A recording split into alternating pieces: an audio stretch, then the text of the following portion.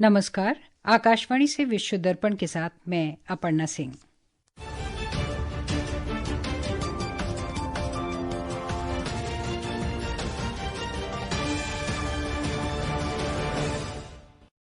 मुख्य समाचार। प्रधानमंत्री नरेंद्र मोदी ने 80वें स्वतंत्रता दिवस समारोह का नेतृत्व किया। विदेशों में भारतीय दूतावासों ने देशभक्ति के साथ स्वतंत्रता दिवस मनाया। उगते सूर्य की दिशा में तिरंगा फहराने का वैश्विक रिले जारी। विश्व नेताओं ने भारत को स्वतंत्रता दिवस की शुभकामनाएं दी। देश की लोकतांत्रिक यात्रा, समृद्ध सभ्यतागत विरासत और क्षेत्रीय तथा वैश्विक सहयोग में बढ़ती भूमिका की सराहना की। इंडोनेशिया में शक्तिशाली भूकंप में 47 लोगों की मौत। और हॉकी में भारत ने नीदरलैंड में खेले जा रहे FTH विश्व कप के ग्रुप डी मैच में वेल्स को 3-1 से हराया। समाचार विस्तार से। राष्ट्र आज 80वां स्वतंत्रता दिवस हर्षोल्लास के साथ मना रहा है। आज इस अवसर पर प्रधानमंत्री नरेंद्र मोदी ने लाल किले के प्राचीर पर ध्वजारोहण किया और देशवासियों को संबोधित किया। श्री मोदी ने इस वर्ष के आयोजन में 2047 तक विकसित भारत बनाने में युवा शक्ति की भूमिका पर बल दिया। प्रधानमंत्री ने कहा कि पहले भारत 5 सबसे कमजोर अर्थव्यवस्था वाले देशों में गिना जाता था, लेकिन अब वो दुनिया की सबसे तेजी से विकसित होती अर्थव्यवस्था है। इन्हीं देशवासियों का प्रयास का परिणाम है कि हम कभी फ्रेजाइल 5 में गिरे जाते थे। 12 साल के भीतर हम एक मेजर इकोनॉमी में फास्टेस्ट ग्रोइंग इकोनॉमी बन गए हैं। प्रधानमंत्री ने कहा कि भारत कई अभूतपूर्व संकटों से बाहर निकलने में कामयाब रहा है। उन्होंने कहा कि इन संकटों के दौरान टीके, ईंधन, गैस, डीजल और उर्वरक की कमी को लेकर काफी अफवाहें फैलाई गई थीं। श्री मोदी ने कहा कि जिन अपतटीय क्षेत्रों में किसी भी प्रकार के काम की अनुमति नहीं थी, सरकार ने उनमें से 99% को खोल दिया और अब समुद्र के भीतर नए संसाधनों और भंडारों की खोज की जा रही है। श्री मोदी ने कहा कि सरकार 2047 तक 100 गीगावाट परमाणु ऊर्जा क्षमता हासिल करने की दिशा में बढ़ रही है। एनर्जी सिक्योरिटी ये हमारे समय की मांग है और इसलिए हमने पहले से ही उस दिशा में एक के बाद एक मजबूत कदम उठाए हैं। एनर्जी सिक्योरिटी का एक बड़ा माध्यम है परमाणु ऊर्जा, न्यूक्लियर एनर्जी। हमने पार्लियामेंट में शांति एक्ट पास करके एक नए लक्ष्य तरफ जाने का रास्ता तय कर लिया है। 2047 तक हम 100 गीगावाट न्यूक्लियर पावर का लक्ष्य लेकर के चल रहे हैं। प्रधानमंत्री ने कहा कि 2014 से अब तक भारत 40 देशों के साथ मुक्त व्यापार समझौता कर चुका है।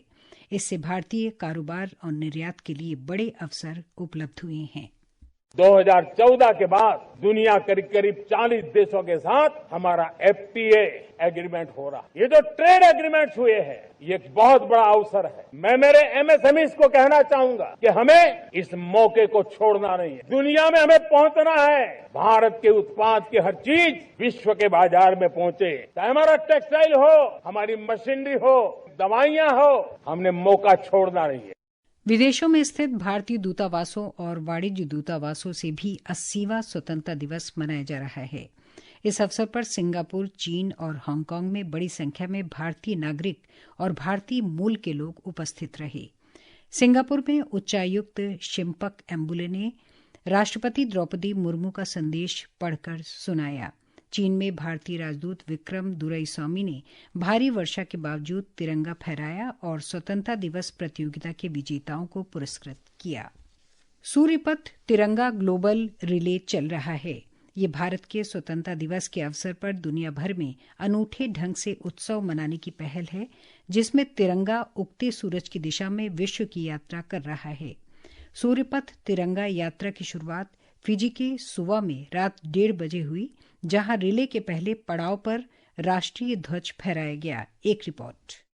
फिजी से शुरू हुई प्रतीकात्मक यात्रा उगते सूरज की दिशा से पश्चिम की ओर बढ़ते हुए न्यूजीलैंड, ऑस्ट्रेलिया, जापान, दक्षिण कोरिया, चीन, Indonesia, Vietnam, Singapore, Malaysia, Thailand और म्यांमार पहुंची। संस्कृति मंत्रालय ने एक बयान में बताया कि हर मिशन और दूतावास पर राष्ट्रीय ध्वज फहराया गया, जिससे अलग अलग समय क्षेत्रों और महाद्वीपों में तिरंगे की एक निरंतर दृश्य यात्रा देखने को मिली। आज सुबह 8 बजे तक यह यात्रा बांग्लादेश पहुंच गई थी। इसके बाद तिरंगा भूटान, नेपाल, श्रीलंका और मालदीव पहुंचा और क्षेत्र में भारत के गौरव और एकता का संदेश दिया। इसके बाद यात्रा पश्चिम दिशा में आगे बढ़ते हुए उज्बेकिस्तान और ओमान पहुंची। सुबह 9:45 पर यह संयुक्त अरब अमीरात और फिर 10:30 पर भारतीय समय अनुसार कतर पहुंची। महज 9 घंटे में तिरंगा प्रतीकात्मक रूप से प्रशांत क्षेत्र की सुबह की पहली किरण से पश्चिम एशिया तक पहुंचा। इस दौरान 21 देशों और भारतीय मिशनों तथा दूतावासों को एक साझा राष्ट्रीय प्रतीक के माध्यम से जोड़ा गया। विदेश मंत्रालय में अपर सचिव रणधीर जायसवाल ने हर घर तिरंगा अभियान के तहत इस विशेष पहल का उल्लेख करते हुए कहा कि सूर्यपथ तिरंगा अभियान दुनिया भर में भारत की स्वतंत्रता का उत्सव मनाने का एक अनूठा तरीका है। उन्होंने कहा कि भारतीय दूतावासों, वाणिज्य दूतावासों और दुनिया भर में लोगों के उत्साह और भागीदारी ने इस यात्रा को विशेष बना दिया है। विश्व दर्पण के लिए समाचार कक्ष से विशेष शुक्ला। विश्व दर्पण समाचार आकाशवाणी से प्रसारित किए जा रहे हैं। ताज़ा समाचार जानने के लिए आप हमारे social media handle X @AIR News Hindi को फॉलो कर सकते हैं। विश्व दर्पण में आपका फिर स्वागत है।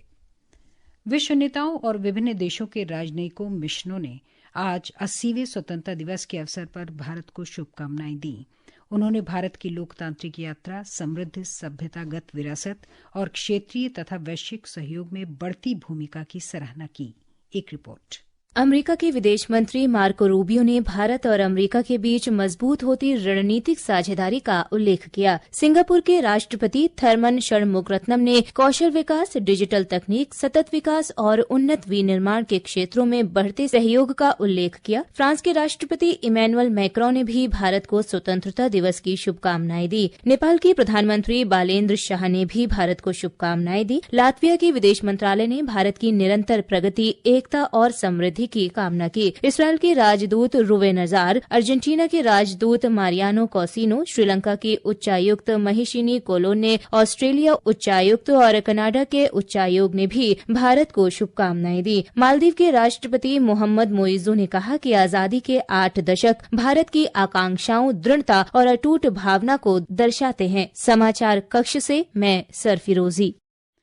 प्रधानमंत्री नरेंद्र मोदी ने स्वतंत्रता दिवस के अवसर पर शुभकामनाएं देने वाले विश्व नेताओं का आभार व्यक्त किया है। इनमें फ्रांस के राष्ट्रपति इमैनुअल मैक्रों और मालदीव के राष्ट्रपति डॉक्टर मोहम्मद मोइजू, नेपाल के प्रधानमंत्री बालेन शाह तथा भूटान के प्रधानमंत्री त्सेरिंग टोबगे शामिल हैं। इंडोनेशिया में आज फ्लोरेस के तट के पास आए 7.7 तीव्रता के शक्तिशाली भूकंप में मरने वालों की संख्या बढ़कर 47 हो गई। भूकंप के बाद दर्जनों झटके महसूस किए गए।